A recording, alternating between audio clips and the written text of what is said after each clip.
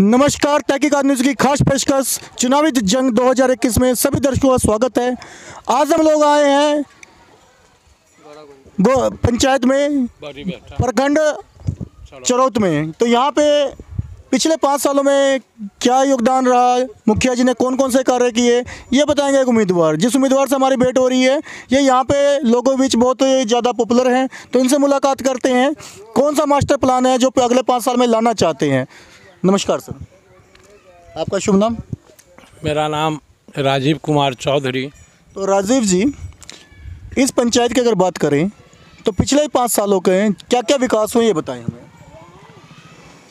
मैं भी 6 से 11 एक कार्यकाल मैंने यहाँ काम किया, जिसमें 14 किलोमीटर सड़क, जिसका पेपर पंचायत राज कार्यालय में उपस्थित है, वर्तमान है, जिसमें दोबारे कोई मुखिया 5 वर्ष वर्तमान से विगत भी रहे, एक टोकरी मिट्टी नहीं हुआ, वह पूर्णतः वैसे ही के वैसे ही रहा, कुछ उस पर काम नहीं हुआ। बट हमने जैसे जनता से बात करी है तो जनता बता रही है कि 5-5 साल में मुखिया बदल जाते हैं, जो काम होने चाहिए थे वो काम उस प्रकार नहीं हो पा रहे हैं। इसमें करने की जज्बा जिसमें होती है वो करता है, जिसमें व्यक्तिगत अपने स्वार्थ की पूर्ति करने की जज्बा होता है वह लोभ में फंसा करके वो अपनी आवश्यकता, अपनी इच्छा अनुसार अपनी आवश्यकताओं को पूर्ति के लिए पंचायत को बिक जाए, जनता भूखे मर जाए, इससे उन्हें कोई लेने देने की बात नहीं है। रिश्वतखोरी चरम सीमे पर है। एक आवास 20,000 30,000 इंदिरा आवास योजना में ऐसा पैसा लिया जा रहा है। निश्चित। तो जब आप मुखिया थे तब भी ये पैसा लिया जाता था? नहीं, हर हाल में नहीं, हर हाल में नहीं। इसकी तहकीकात हम खुद कर लेंगे, क्योंकि हर मुखिया अपने आप को आज ईमानदार बता रहा है। अगर आज के मुखिया से हम बात करेंगे तो वो भी कहेंगे कि हमने इंदिरा आवास में कोई पैसा नहीं लिया। अगर पैसा लिया गया तो आवास को ही दोषी ठहराया जाएगा। मनरेगा का कार्य हुआ मशीनों के द्वारा, मजदूरों के द्वारा। इससे पीछे 6 से 11 में मजदूरों के द्वारा हुआ। जहाँ मैं बैठा हुआ हूँ वहाँ सैकड़ों मजदूर उसमें काम किया करते थे और उन्हें भुगतान समय हुआ। एक भी व्यक्ति इस पूरे पंचायत के नहीं होंगे 6 से 11 के जनप्रतिनिधि के नाम से कोई कहेंगे जो राजीव कुमार चौधरी के कार्यकाल का मेरा कोई पैसा बाकी रह गया, मेरा कोई मजदूरी फंस गया, ऐसा कोई भी उदाहरण नहीं है। पानी के लिए मैंने कार्य किया 60 वर्ष बनाम 5 वर्ष। मैंने 123 चापाकल मैंने गाड़ने का काम किया और हर घर को दिया जो संभव था। जितने भी सरकारी योजनाएं जनताओं के लिए थी अक्षरशः मैं धरातल पर उतारने का काम किया और उसमें पूर्ण अपनी जागरूकता, तत्परता के साथ कार्यालय से, पंचायत से लेके और प्रखंड अनुमंडल कार्यालय तक मैं अपने मालिकों का सेवा किया, मैं अपने मतदाताओं का सेवा किया। मेरे नाम से उनको कहीं यह नहीं महसूस हुआ जो मेरा सेवक कमज़ोर है, मेरे मालिक को कहीं अपमान झेलना नहीं पड़ा। तो राजीव जी, मैंने आपसे जो पूछा था कि पिछले 5 साल में क्या विकास हुआ, आप ये बताएं। अभी तो 5 वर्ष में यही हुआ जो मनरेगा का वृक्षारोपण का गड्ढा खुदाया नहीं, वृक्ष लगी नहीं, भुगतान हो गई। मतलब बिना पेड़ पौधे लगाए ही भुगतान कर दिया गया। या पीछे भी 11 से 16 में भी हुआ, 16 से 21 में भी हुआ। अगर बात करें, जैसे जनता ने हमें यहाँ बताया है कि पिछले 5 साल निकले हैं 16 से 21 का, इसके अंदर जो मनरेगा का काम हुआ है मशीनों के द्वारा, मजदूरों के द्वारा नहीं हो पाया, क्या सच्चाई है? पूर्णतः मशीनों के द्वारा ही हुआ और कमीशन पर लोगों के खाता से भुगतान कराया गया, न कि मजदूर को काम दे करके उसके भरण पोषण के उद्देश्य से कोई कार्य मनरेगा का करवाया गया। दूसरी सबसे बड़ी जो आपकी पंचायत की समस्या है आज की तारीख में, नल जल व्यवस्था। नल जल व्यवस्था ऐसी कर रखी है कि नल जल की टंकियां लग चुकी हैं, लोगों के घर, कुछ के घर नल लगा हुआ है परंतु जल नहीं है। इसका मुख्य कारण क्या है? मुख्य कारण है कमीशन खोरी। लोगों को लगा जो कि नाली बना लेने में अधिक इस वार्ड में पैसा बच जाएगा, उन्होंने नाली बना लिया। जल नल का कहीं पाइप बिछा, कहीं नहीं बिछा, नल की टोटी लगी हुई है, पानी नहीं है। ये केवल कमीशन खोरी चली है। कमीशन खोरी की 11 वार्ड का ये पंचायत है, जिसमें 2 वार्ड में ही, जिसमें एक बेटा वार्ड नंबर 4 या 3 में उसका सर्विस है रेस्ट 10 में कहीं कोई पंपिंग सेट चालू नहीं है, कहीं कोई बोरिंग उसका सही सर्विस नहीं कर रहा है। जनता भी सामने है, आगे भी पंचायत है, किसी टोटी को खोलेंगे उदाहरण सामने आ जाएगा। जैसा कि हम जहाँ बैठे हैं यहाँ पे पास में एक स्कूल है, अगर हम स्कूल की व्यवस्था की बात करें तो यहाँ पे स्कूल का स्तर कहाँ तक है और स्कूल की पढ़ाई किस प्रकार है यहाँ पर? स्कूल के पढ़ाई में तो पंचायत स्तरीय, मैं क्या कहूँ, जनप्रतिनिधि अगर सही होते तो विषयवार शिक्षक का घोर अभाव, इसका कारण है जो पढ़ाई में सबसे कमजोरी। ये 8वां तक का मध्य विद्यालय है, उत्क्रमित मध्य विद्यालय बलसा है। इसमें शिक्षकों की गणित पढ़ाने वाले शिक्षकों की अभाव, अंग्रेजी पढ़ाने वाले शिक्षकों की अभाव, भौतिक जीव विज्ञान पढ़ाने वालों की अभाव। एक विषय के ही 5-5 शिक्षक हैं, कोई हिंदी से हैं, कोई इतिहास से हैं। मतलब किसी का ध्यान ही नहीं है कि क्या पढ़ाना है, किस प्रकार के शिक्षक के यहाँ नियुक्ति की जाए। जो भी शिक्षक आता है शायद एक ही विषय के सारे शिक्षक इस पंचायत में आ जाते हैं। एक विषय के जानकार के रूप में बहुत सारे शिक्षक एक विद्यालय में रहते हैं, उनकी पदस्थापना की गई है, लेकिन हर विषय के शिक्षक नहीं हैं। जहाँ शिक्षक ही शिक्षा प्राप्त नहीं किए हुए हैं उस विषय का, वो मेरे बच्चे और उस विद्यार्थियों को क्या शिक्षा दान। वो आपके स्कूल में अभी तहकीकात करके वही पता कर लेते हैं कि यहाँ शिक्षक का स्तर कैसा है, किस प्रकार के शिक्षक है और कहाँ तक की है।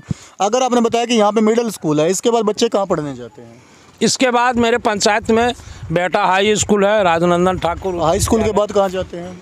हाई स्कूल अब 10+2 हो गया। अब इससे पहले कहाँ तक जाते? इससे पहले बगल में चंदौना है, पुपरी बगल में मिथिला यूनिवर्सिटी। पुपरी और चंदौना की बात करूँ तो बहुत दूर पड़ता है, ये तो बाढ़ग्रस्त एरिया है कि जब यहाँ पे पानी आता है तो बच्चे क्या यहाँ से जा सकते हैं? नहीं जाने, 3 महीना एकदम अवरुद्ध हो जाता है, आवागमन अवरुद्ध हो जाता है। अगर 3 महीना तक पढ़ाई नहीं करेंगे तो उनका स्तर कहाँ तक जाएगा? बहुत नीचे स्तर, नीचे की ओर। इसी के लिए हम लोगों की शिक्षा यहाँ बहुत दबती जा रही है। आंगनबाड़ी केंद्र कितने पंचायत में? आंगनबाड़ी केंद्र 5 और 2 7 होगा। सुचारू रूप से चल रहा है? वहाँ भी गोलमाल चल रहा है?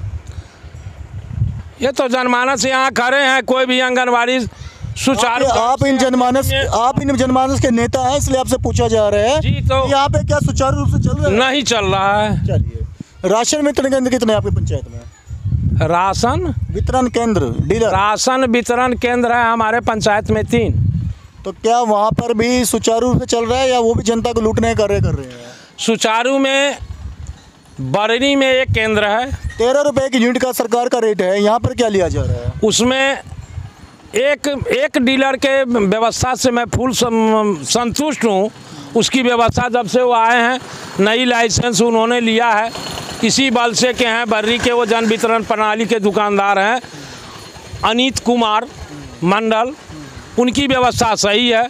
रेस्ट लोगों का जो भी है वो सबसे पहले, जैसे भगवान का भोग लगाने के लिए लोग अलग कर लेते हैं, वैसे ही पहले वो अपनी शेयर निकाल लेते हैं, उसके बाद उपभोक्ता को देते हैं। वो पहले अपनी आप जैसा राशन यहाँ पे दिया जा रहा है, क्या अच्छा राशन है या बिल्कुल ही ख़त्म राशन है? कभी कभी ऐसा होता है जो राशन खाने वाला नहीं रहता है, फिर भी मजबूर हो करके उन लोगों को लेना पड़ता है कि पेट की भूख की ज्वाला अंधा कर देता है। मिट्टी धो करके हो, कंक्रीट बीच करके हो, उसमें कंक्रीट रहता भी है, मजबूरी और लाचारी भूख की अग्नि ने विवश करके वह भी भोजन करने के लिए विवश कर देता है। यहाँ पर जो हमने सबसे बड़ी बात आपने बताई है कि इंदिरा आवास में लूट की योजना है, दूसरी योजना है टॉयलेट योजना, परंतु हमने आपको देखा है कि आपकी पंचायत में खुले में शौच पे जा रहे हैं। क्या यहाँ पे टॉयलेट योजना का वितरण नहीं हुआ? क्या लाभुकों को पैसा नहीं मिला? टॉयलेट योजना का वितरण भी हुआ, आवंटन भी हुआ, बहुत सारे लोग अपने तरफ से अच्छे से बनाए भी, और बहुत सारे लोगों को एक आँख में धूल झोंकना, तो आँख में धूल झोंक करके जनप्रतिनिधि के नाम से निर्माण कराया गया, जो लगभग उसमें 90% शौचालय कार्यरत नहीं है। अच्छा, जैसा कि बताया गया है कि शौचालय योजना में भी लाभुक को 12,000 ना मिल गए, कम ही मिला है, क्या उसमें भी घुस लिया गया है? सुना करते रहे हैं कई लोग, तो मेरे करीब के लोग तो कहेंगे पक्षपाती की बात हुई। सुना किए हैं जो 2,000 दीजिए और 12,000 पाइए, मतलब 10,000 रुपया लेके आइए, उसमें 2,000 कमीशन लिया जा रहा है। बहुत सारे ऐसे हैं जो गांव में संपन्न लोगों से सूद दे करके ब्याज पर पैसे लेकर के शौचालय बनाए, उनका साल साल 1.5 साल उनकी भुगतान रुक गई। वह शौचालय से अधिक उनकी खून बिक गई शौचालय के कारण। 10 साल तो हमारे आने वाले चुनाव में आप जीत दर्ज कर लेते हैं तो ऐसे कौन से कार्य हैं जो आप सबसे पहले करवाना पसंद करेंगे? मेरे नज़रों में प्रथम शिक्षा, दूसरी मार्ग और तीसरी एक सबसे आगे है जो मेरे बगल में एक NH जा रही है, जो अभी आ रही है, आई है 519C। मैं उसको और ये इससे आगे हमको 2 किलोमीटर आगे पर एक बिशनपुर स्टेट हाईवे है, जो संवैधानिक नियम है, जो एक NH से दूसरे कोई प्रमुख मार्ग हो जिसकी दूरी 8 से 9 किलोमीटर हो तो उस दोनों को जोड़ा जा सकता है। मेरी प्रथम प्रधानता है जो मैं उस NH से लेकर के इस स्टेट हाईवे में इसी सरे हो करके, यह मेरी भी सपना है जो मेरे भी यहाँ के लोग और बच्चे मेरे देखें, जो मेरे भी होकर के NH गया, उस पर भी ट्रक जा रही है 12 चक्के 16 चक्के 20 चक्के की। यह मेरा सपना है।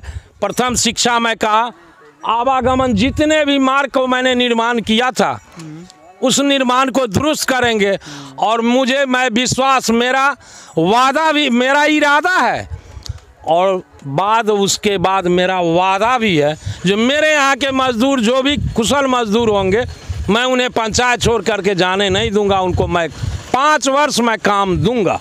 चलिए, आपने प्रधानमंत्री आवास योजना में कुछ नहीं बोला कि आपके टाइम में भी प्रधानमंत्री आवास योजना पे दोबारा घूस लिया जाएगा?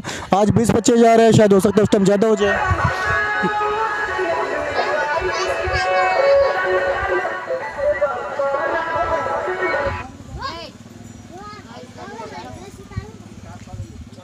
प्रधानमंत्री आवास योजना पर आप क्या कहना चाहेंगे? प्रधानमंत्री आवास योजना पर यही कहना चाहेंगे कि किन्हीं के साथ भेदभाव नहीं होगा, जिनका जो अधिकार है वो अधिकार पूर्णतः मिलेगा। रिश्वतखोरी मैं खुले कह दे रहा हूँ, आप तहकीकात चैनल के पत्रकार हैं, सम्मानित हैं, तो मैं आपके चैनल पर भी मजबूती से कहना चाहता हूँ, किसी को सुनना नहीं पड़ेगा, मौका नहीं मिलेगा। जो जनप्रतिनिधि मेरा घूस ले रहा है इंदिरा आवास में, पेंशन योजना में, अन्यथा जो बच गई हो शौचालय की भुगतान जिन्हें छूट गई हो, अगर मेरी निर्माण होती है तो पुनः किन्हीं को 1 रुपये रिश्वत देना नहीं पड़ेगा। ये मेरा वादा है, मेरा इरादा है। चलिए, कितनी बड़ी बातें कही हैं। क्या ये योजनाएं जब मुखिया बन जाएंगे उसके बाद हम इस पंचायत में आकर तहकीकात करेंगे कि जो योजनाएं दी गई हैं क्या राजीव जी ने उसमें घूस लिया है नहीं लिया है, अगर घूस लिया है तो क्यों लिया गया है। इसके बाद हम इनसे सबसे पहले आप बताइए कि आने वाले चुनाव में आप अपनी जनता को क्या संदेश देना चाहते हैं?